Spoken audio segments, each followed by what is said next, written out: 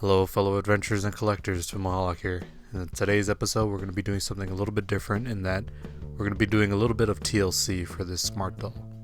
Now, in particular, this is a smart doll Cortex, and for those of you who don't know, smart doll Cortex was the plastic iteration of smart dolls. So instead of the vinyl that they released or normally released in, this is actually made out of a different type of plastic. So the idea behind this was to bring down costs while at the same time trying to limit the amount of dyes that can stain the body and what have you. So I got this body secondhand, and it just so happened that it had a couple of cracks in the body. Now, that's a common problem with these, and I wanted to make sure I was going about this the right way, so I took a little bit of time to get to this project. And for those of you who haven't seen how to disassemble a smart doll, this is basically the routine you have to go through. She does have a vinyl torso, so it's easier to pop out the arms and things like that.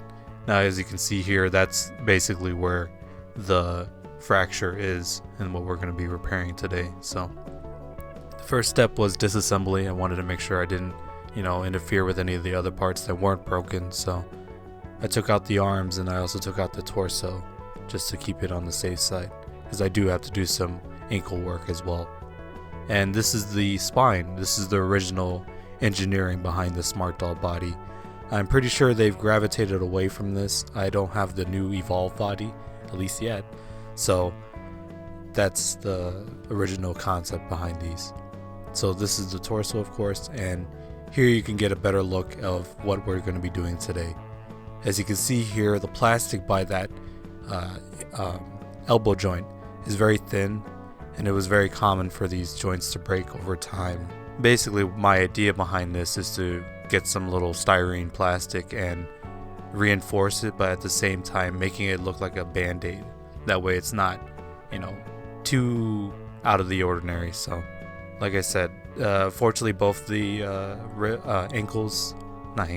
both the elbows are broken, so we do have to do some work to both of them, along with the ankles, because I want to reinforce those as well. So I don't plan on selling this anytime soon, but if I do, I will mention it, of course. But these are my figures, so I figured I'd repair them as best I can.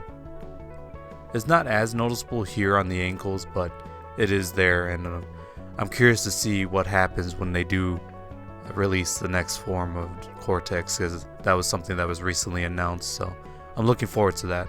And of course, these are the sheets that I ended up using for this project. Now, when it came to this project, I basically started out by gluing the pieces together just to make sure that they were, sealed. I didn't want this to break open when I was wrapping that plastic styrene around it, so I glued it first, and then basically braced it with the plastic styrene. Now, the super glue I'm using here is just generic dollar store brand. It seems to work well for me, so that's what I tend to use. I know Gorilla Glue is out there, but my only problem with Gorilla Glue is that it takes a long time for it to set, and there's no guarantee that it was actually stronger than super glue itself. So you can have that debate in the comments below, but I tend to stick to the dollar store brand, not necessarily something too extraordinary.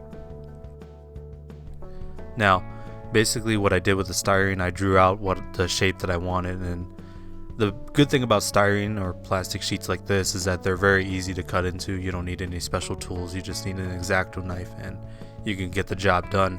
And you're the material is pretty malleable, in the sense that you can bend it around shapes. You can form new shapes with it. So it's commonly used in kit bashing and repairing projects. So I just have a couple of these sheets lying around for any uses that I may have. So it's good to have if you're into this sort of customizing and kit bashing and what have you. So yeah, basically I drew out the shape, and then I cut the piece with the X-Acto knife. Something I should note is that this piece that I'm cutting out right now ended up being used for the ankles, because it's a bit too large for the elbows. So you'll see that in the later clips as well. But this is the first type of repair that I've done to a smart doll, because typically with the vinyl, the only thing you have to worry about is the staining. I've had that happen once, but I was able to repair it by getting some, the traditional acne medicine with some sunlight, and that took out the staining. So typically you don't have to worry about them breaking. It's more so the Cortex that you have to worry about, because again, the tolerance on that elbow and the ankles wasn't there, so it was typical for people to bring it back and actually crack the plastic. So again, I'm curious to see what they do with the next gen of Cortex, because I know there's going to be more customizability with it. They're looking for like different modelers and things to bring into the project, so I'm curious to see what they do with it. But yeah, here's the second stage to the process. Basically, it wrapped around the fractures, and you can see I'm trying to model it more towards like a band-aid with that extra piece. Doesn't do anything for the brace, but it's just there for aesthetics. But I basically placed it on there and then started whittling away some of it to make it more natural, in a sense, like it's an actual band-aid. So I did that for the elbows along with the ankles. So yeah, I could have left it as this color, but I felt like I needed to paint it, so I mixed a little bit of brown and white to kind of get that band-aid color. I feel like I leaned too much into the light tone with it, because as you'll see here, it actually looks like it's part of the milk skin color. So here it is, the final product. Again, it was a simple project as it was, so if you have a Cortex body and you have this problem, hopefully this helps you. It's a simple enough project to do, so it's not like you need extra skills to do this project. So hopefully this encourages you to repair your Smart Doll Cortex if you have it.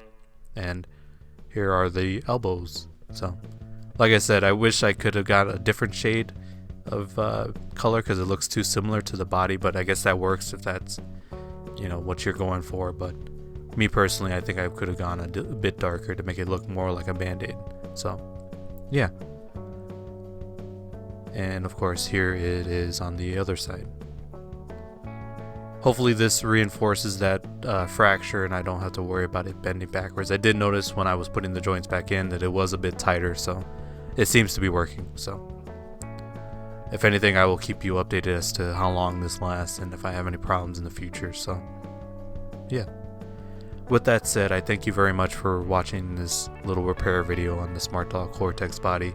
And my idea behind this was that I told myself I was not allowed to get another Smart Doll until I fixed this. So now that this is repaired, I can look forward to getting another Smart Doll. So with that said, I thank you all for watching, and if you feel so inclined, please like, comment, and subscribe. I very much appreciate it, and I will catch you all next time.